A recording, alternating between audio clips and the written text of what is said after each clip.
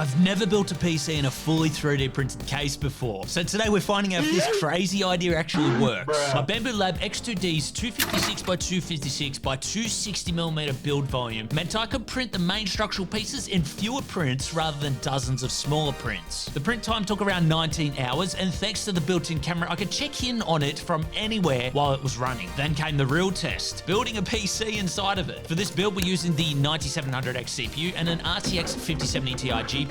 Putting everything together definitely had its challenges, but after fitting every panel, bracket, and component into place, here's how it turned out. And just like that, we've got a fully 3D printed PC. Would you be interested in 3D printing your own custom PC case?